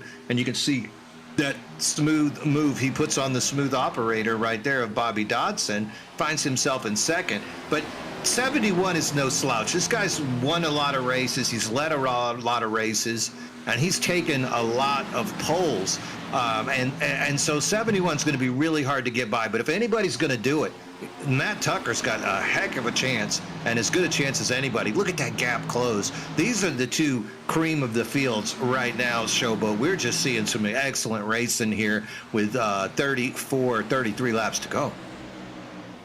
Yeah, it's going to be tough. Just remember the 71 and the 66 had a little bit of previous contact earlier in both stages. Could we see that boil over here late in the race, and could it be a race ender for these two if they get together? Well, let's keep an eye on who's going to be on top. Oh, look at that move by Tucker. He dives down low. The Cook, though, he can hold that outside lane better than anybody on this series as he manages to power that side-by-side racing. Oh, my word, this is so good. What you're seeing right now, ladies and gentlemen, is the cream of the MRL Wednesday night Xfinity crop. Tucker trying to make that move, finish it off. But Cook so fast on that outside lane. But what about those tires? And more importantly, Showboat, what about that fuel? Hook has 7 more laps run on that tank. Tucker might be thinking he can make it, but there's no way he can make it if he's going to run this pace, though, right? Yeah, I think maybe he'll just have to suck in right behind the 66, use his dirty air to try and save a little bit of fuel, and try and make it to the end of this thing. But you don't want to lose too much ground to where those guys that come in for fuel can catch back up to you and pass you. No, exactly. But right now he is in the lead. He's burning that fuel. He's got 11 laps on it with 21 to go. I'm sorry, with 30 laps to go, that puts him right at 42 laps. We did have that one caution. So what? That's 3 less laps of fuel. That puts him right at that mark, that 38 to 40 lap mark. But if you're the one out there cutting the air for everybody else, it's going to be real hard to hold on. So right now, Matt Tucker, your leader, he might have enough fuel, but he's not playing a fuel-saving game. Running back to the top 7, all of those guys are going to have to pit for sure. And then in 8th and 9th, that's where you see the guys that might be saving already. That's Kyle Lynott back in 8th, Rooster Babcock back in 9th, Richard Swingle in 11th. And then here's an interesting name, Colin Bollinger in that 53. He's in 12th right now, but if he can save that fuel, he would be one of the fastest guys all day to push that fuel limit. And he's 4th of those guys on that secondary fuel strategy, Showboat. So 53 might be the guy to keep an eye on if this thing just runs out green, right? I'm looking at Robert Babcock, though, pitted there on lap 100, topped off along with Fred Lester, Joe Amato, and Joel Volpus there on the lead lap. Those 4 guys, I think, have the best shot to having the best finishes here with that even top off at lap 100. This is going to be insane. You can already see some of these guys, their lap times starting to slow down. You can see they're pushing those 31s now, no longer in the 30s. There's that lap car of Joe Volpus coming into the picture. He's gone high. Hopefully everybody will see that and not cause an incident. Oh, going to be scary there with McWhorter and Cornette, but they managed to make their way around. Volpus taps the wall, then Kyle Lynott makes his way around. Good driving there by the 98 to avoid the much faster cars. Good work, Joe Volpus. He is a lap down, just hoping to see a caution so he could get in there and do a little bit more repair. Joe Volpus is one of our chase drivers in that 98 Ford. Up front, though, it is Matt Tucker, and he is not saving fuel. You can't, right? You know you're not going to make it. You might as well drop the hammer and just go as fast as you can, right? Yeah, but you also want to give yourself plenty of time to catch those guys with the older tires who have enough fuel. And try and catch up to them. It's almost half, maybe 20 laps to go. We're at 25 to go, or close to it. So you got to start thinking about making that final pit stop. How about Richard Swingle? That guy is on that secondary fuel strategy, 16 laps right now. He had a 48-second pit stop. That means he got 4 tires, got a sandwich, went to the bathroom, and filled up. So Swingle in that 97, he might be in an interesting move, but he's got to push that car up front, 5 seconds back. You would think that if he's going to take advantage of fresh tires, he'd have to be cutting through that traffic right now, and not able to do it right at this moment. But at this point, it looks like we're just kind of counting off laps, and you know that's got to drive Nate Maurer crazy. You know, Nate, nothing he hates worse than counting off fuel strategy laps. Yeah, Nate still in this race. He's about 16 laps down right now, but still able to make up some points on if more guys have some issues. Yeah, and that's what you got to do here. You know, he's basically looking at Matt Novella as the guy that he wants to get by. He's listed behind Novella, even though Novella has more laps down. That's curious on my stats point. But watching this race, and you can see that really nice in-car cam. That's Chris Cornette in the 44. And you can see McWhorter right ahead of him. Outside of him, just out of your camera, is David Owens. Owens ought to come into the picture real soon on that outside lane. But Cornette managing to hold that apron. And as Showboat said, that's kind of where you want to be.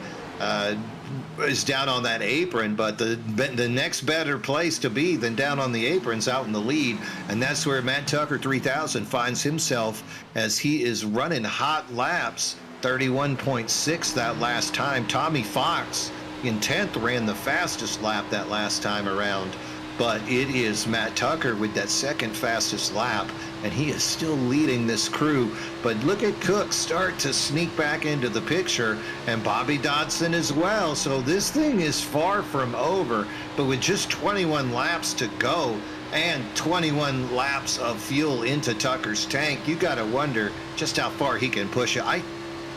I don't know. Oh, gosh, Showboat. I'm so glad I have my shoes on, so I'm not going to try to add up these numbers. Yeah, David Owens down pit road for that final pit stop. Oh, and Tucker is down. Tucker into the pit, just like that. Yeah, Chris Cornette as well. Chris Smorrell as also. Those guys getting their service done. Not hesitating, and this is why you win, because you don't hesitate. He who hesitates is lost.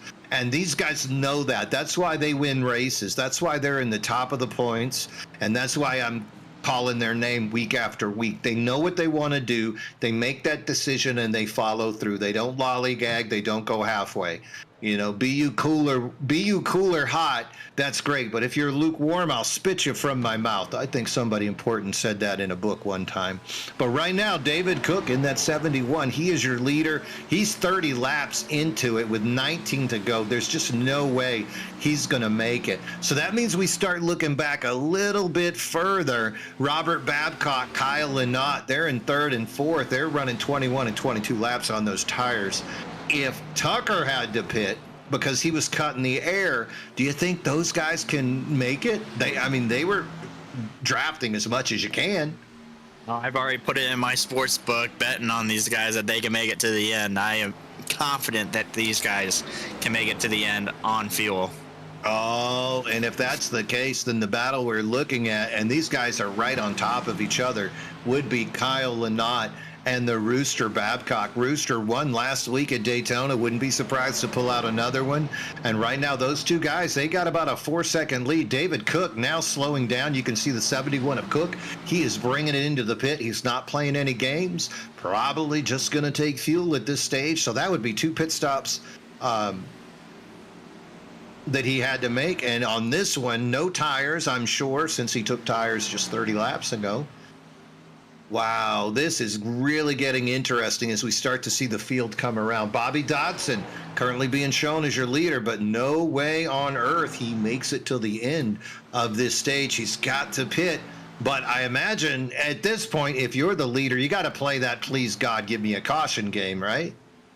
Well, yeah, because Matt Tucker just came out of turn number 4, and these guys are in turn 1 and 2.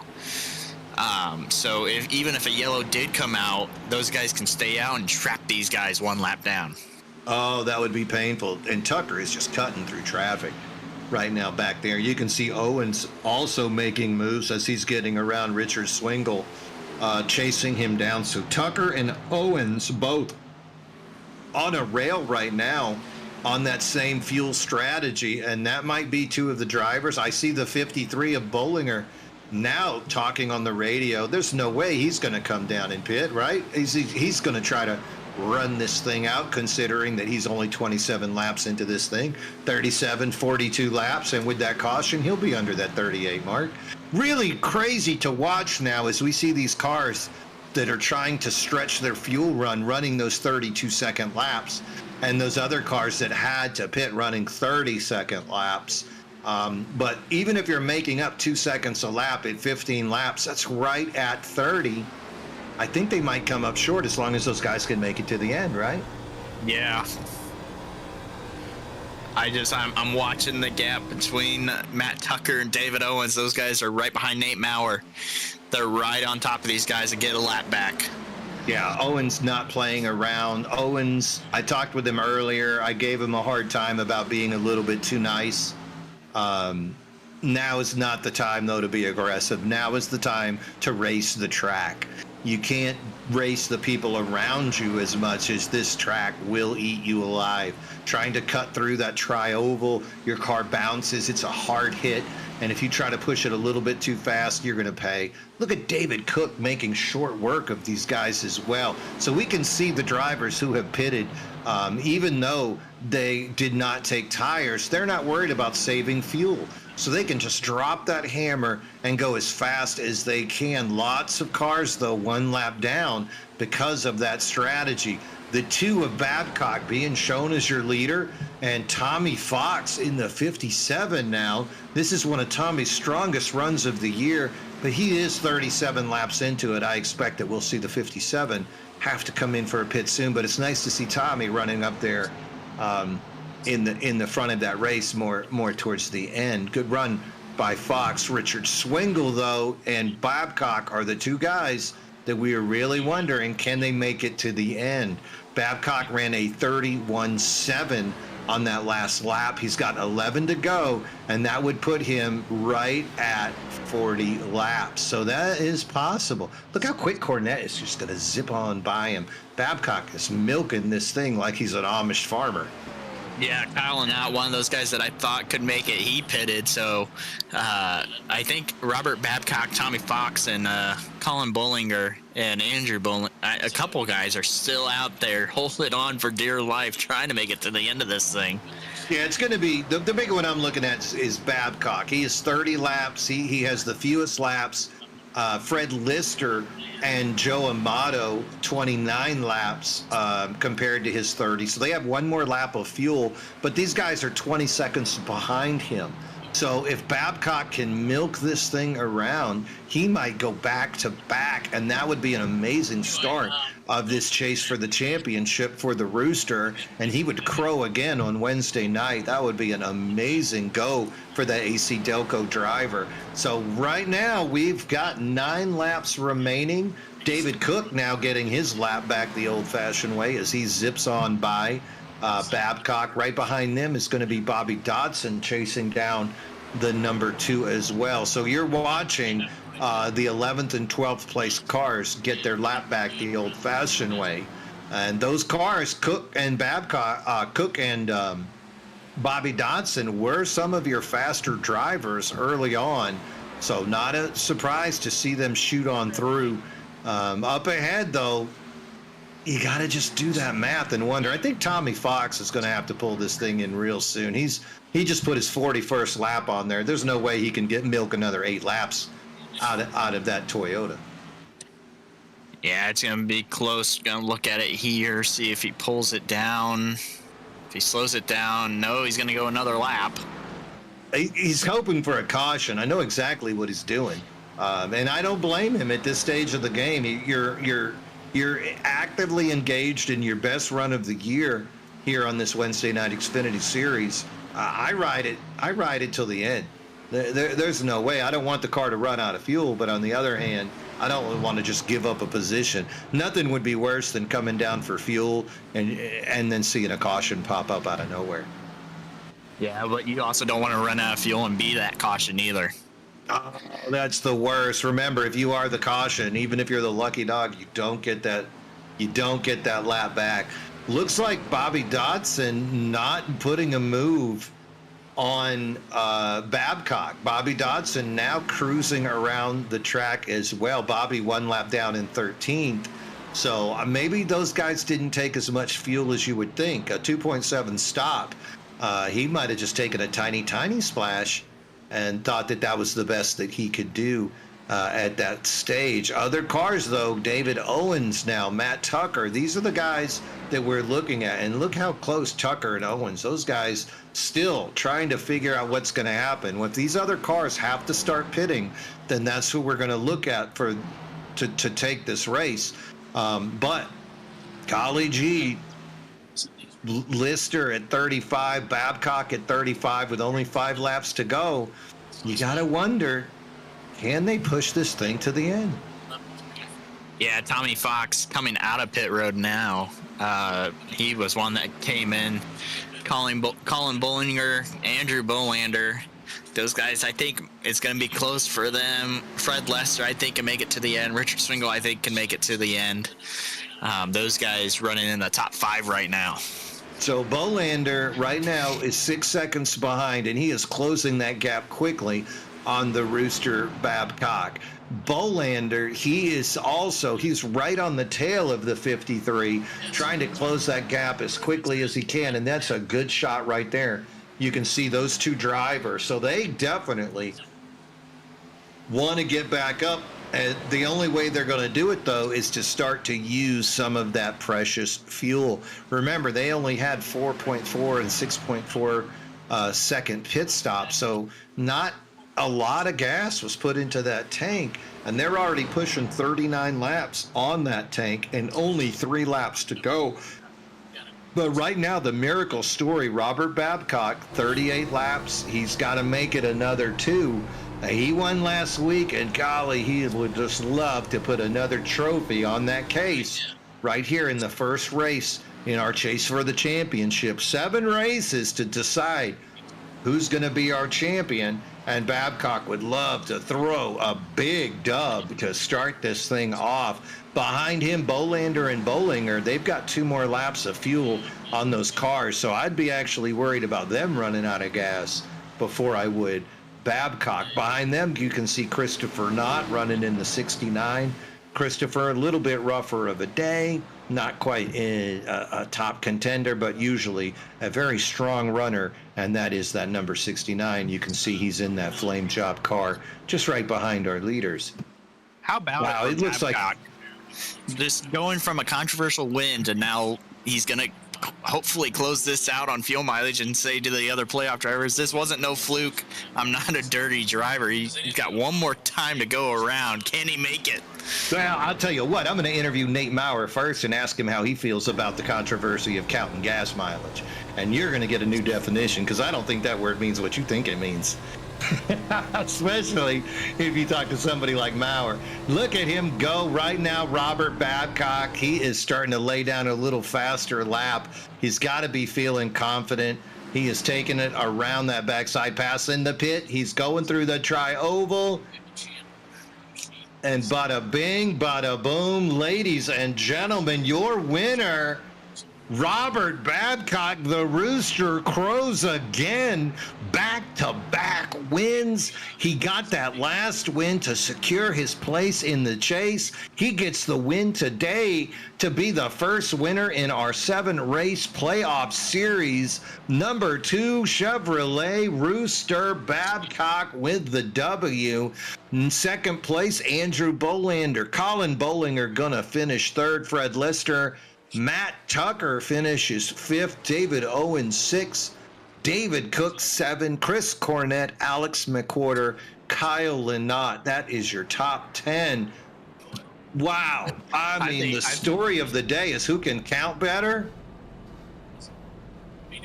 I think he's out of fuel. I don't think he'll have enough for, maybe he'll have enough for a donut. I think the only donut he's going to get is if somebody goes to Dunkin' and throws a bag in his window. Well, let's see. Yeah, See if he gets a little smoke. Bolander and Bollinger over there having a good time with each other. Well, it sounds It like ain't moving. Nate Maurer and Chris Cornett having a few words. Yeah, you knew that was going to happen. Not exactly the day that our defending champion, regular season champion, wanted to have. Quite unfortunate when things end like that. But story of the day, ladies and gentlemen, you don't want to see it come down to a situation of mathematics. But that kind of is exactly where we were. But the best mathematician today, Robert Babcock, taking that dub. What a great run by the Rooster. And in back-to-back wins, he wins on super speedways. He wins on 1.5-mile courses. This is a guy you're going to have to pay attention to as we continue to shoot through this chase for the championship. Points will be added up, and we can look at them a little bit later and see where everybody lies. But for now, let's talk to some of our drivers. First one I want to talk to is going to be Colin Bollinger, pilot of the 53. We saw him lead laps. We saw him racing for the win. In the end, though, it was not his day. Colin, are you there? Oh, yes, sir. I'm tell you what, you had that 53 running on a rail for a little bit. I got to ask you, there were a few really tense horse bath body white moments on the track. Can you tell me your tensest moment of today's race? I mean, surprisingly, as rough as it was out there, the only moment that I had that was pretty tense was I don't want to say it was a restart. I don't know what restart it was in the 44. Didn't see somebody in front of me get in the wall, and I think he drove into me, and we ended up piling up at maybe 15 or so cars. I mean, I got through it luckily, but I got some rear end damage, but other than that, I felt like it was pretty smooth. I mean, maybe you guys saw it different. Maybe I can only see in front of me and nothing else, so I don't know. Well, you missed it. What happened was Cornette actually called a combo shot.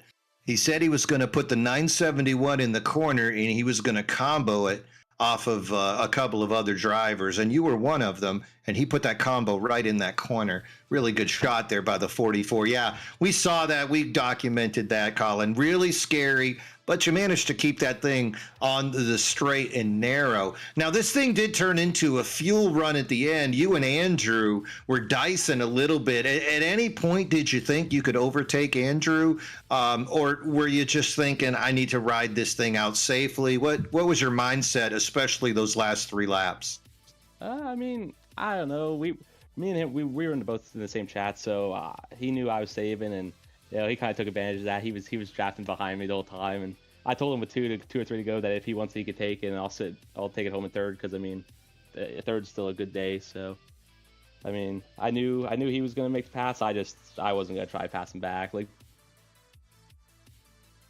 well, really good strategy there by the end. You were 13 points behind Nate going into this thing. Nate finishes in 18th position, and you finish in third. That's 15 spots. So I haven't done the math. I haven't seen an updated standing, but I think that's going to put you in a really good spot, especially considering that Bolander was just 1 point ahead of you, and Babcock was behind you by a couple, 1 point. So as far as the points go, I think that was a really smart strategy on your part. I'm excited to see exactly where these points are once they're updated, Colin. Great run, really good patience. Congratulations, just being able to do that math. You guys were still running pretty good lap times there at the end as you save fuel. So really good job of managing gas, but also maintaining your speed. Anybody you want to give a shout out to before I let you go, Colin? I mean, they're all in here already, so I'll let them get to their interviews. Bolander, Babcock, good run. I mean, Sean Walton and freaking Hunter Manley. I mean, he wrecked out a little early, but he got back out there, fixed his damage, and finished his laps. So, all the guys had a good time, a little bit. Yeah. Well, Colin, great run today. Always exciting to see you out there running in that 53 Toyota, and looking forward to seeing you the next 6 races as we go the chase. That's Colin Bollinger in that 53. Thank you so much, sir. Yep, no problem. All right, I think you got the 8 in here as well. Showboat, take it away. Yeah, Andrew Bolander in the number 8, coming home in that second position. Also one that was able to save fuel and able to make it by Andrew. Tell me, how'd your race go through those 140 laps? Yeah, it was pretty eventful, especially coming to the end of the first stage, the wreck, and had to dodge that. But other than that, it was just like normal. Just kept on working on it, and got to the front somehow. Now I have to ask, do you have a exact number of how many more laps you could have gone on that fuel mileage? That was the last one. That was the last one, so you guys definitely lucked out there and got the math down perfectly. Congrats to you. Any sponsors or teammates you want to shout out? Well, I mean, Coca-Cola is always good, and I've been drinking on that throughout the whole race, and you guys did a good job in the booth, and the other ones are already here. I mean, Colin did his, and Robert's next. Well, Andrew, I saw that number 8 font on the side of your car, and hopefully this week in that Cheddar's paint scheme, Kyle Busch can continue to streak with those 20 consecutive seasons. Yeah, hopefully, but I'm waiting for next season. I'm with you there. Probably much like me in here. I can't get over the hump. I'm always finishing second or third. Well, Mean Gene, I'm going to pass it back to you to interview our winner. All right. I love Andrew says he can't get over the hump, and yet he closed that gap. He's only 24 points behind the leader after that first race. Updated stats, David Cook is going to take over as our chase leader. 16 points behind him, Robert Babcock. Robert with 2 wins. The Rooster Crows again. Driver of the number 2 Chevrolet. Robert, do I got you, brother? I'm here. I'll tell you what, man, you have just found different ways to win the last 2 weeks, and it's been super exciting for me to sit here and watch. I got to congratulate you on doing that thing, and I'm going to ask you the same question that Showboat just asked Andrew. How many more laps could you take that Chevrolet? I ran right out at the line. Yeah, it was close. You know, that last lap you ran a 32.6. That was definitely the slowest lap you ran all day, and the slowest lap ran by anybody on that lead lap. But it was still fast enough to give you that nice lead and that victory. Last week, a little bit of contact to give you the win. Did anybody try to give you any flack off of that, Bob? Not really. They're pretty much all settled. So, everybody makes mistakes at Daytona. This is a crazy racetrack. But Well, Vegas, you know what? it's Vegas.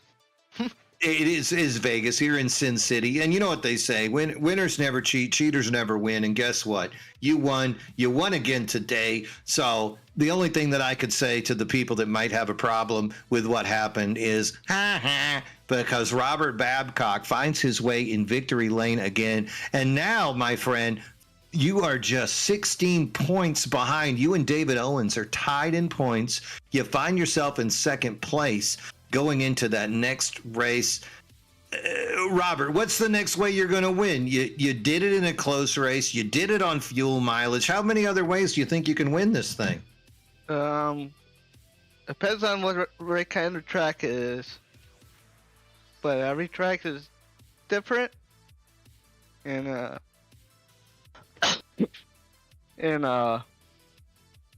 let's see, anything can happen. Oh, that's true, especially here on Wednesday nights. You know, it was so funny that at the beginning of the season, we were just talking about the David, and Nate show. You know, Cook and Owens and Nate Maurer. And then all of a sudden, we see the guys that were running right behind them are suddenly taking that mantle. We see Andrew and Colin, and now Matt Tucker. Also, he didn't run enough races, but yet those guys are starting to appear. What's the story there? Is it a matter of the field is getting used to you, you're getting used to the field, or are these Xfinity cars just starting to come to you a little bit better? What exactly would you say is the evolution of Rooster Babcock as he's found his way up into the top of these last 2 races? Pretty much I just getting more patient during these races, and just getting better and better every race I could do. But like Andrew, I raced with him for years on like NASCAR heat stuff. A lot of us came from those. Yeah, he know me longer, probably NASCAR 2011. It is funny how so many of us, our background does come from those consoles, and yet I tell my friends that being a console racer doesn't help, but I think at some level it does. You know, you're desensitized to the anxiety that people might feel when you're running in a pack. You become a little bit more accustomed to that give and take, and it really helps when you're driving around people that you know. One last question before I'm going to let you go, though. Richmond next week, is that a track you look forward to, or is that a track you don't have circled on your calendar? Richmond is one of my favorite tracks. I do good there anytime. Well, we're not worried about any time. We're going to be worried about next time, because that is where you're going to find yourself. Hey, before I let you go, Rooster, anybody you want to give a shout out to? I want to say thank you to my friends. It's good to have a 1-2-3 finish. And I want to thank you guys for broadcasting this race. And thanks to David running this league. Hey, man, it is our pleasure. It is such a joy to watch racing. And you're right. I'm looking at the top three. I might as well call y'all the killer bees, because as I'm looking at it, Babcock, Bolander, and Bollinger just dominated this thing there at the end. You guys do math better than anybody else. Also running fast laps and finding yourself in a position to win. Ladies and gentlemen, the Rooster crows again. Robert Babcock, your winner. Thank you so much, Robert. Great race. No problem. I tell you what, Showboat, this was a heck of a race. We saw 4 incidents of disaster. Nate Maurer, your regular season point leader, is caught up in all the foolishness, falls 5 points. 5 positions down into 6th place. Nate is now 29 points behind the new leader, David Cook. David Cook, that might be insurmountable, but we're going to find out over the next 6 races. Any last thoughts? Yeah, Richmond next week, one of my favorite racetracks. Last time I raced there was in the NASCAR Legend 1987 Monte Carlo that we run on Saturday mornings for the Bonfire Winston Cup Series that we're going to be running Daytona, I think, or Talladega this weekend for anybody that wants to join Saturday morning. That's always a good time. A little bit of controversy at the end of the race at Richmond last time with a lap car playing games with the leaders. But other than that, great racing here today. Tons of action on track. I was watching it throughout the field on my own. Those mid-pack battles are something else, and I'm glad I wasn't a part of it and got to keep my race car in the garage. But, yeah, I mean, Gene, it was great here in the booth with you, and I know Kevin's still up there in the Farmers Only blimp alone still, so hopefully he's not too lonely up there.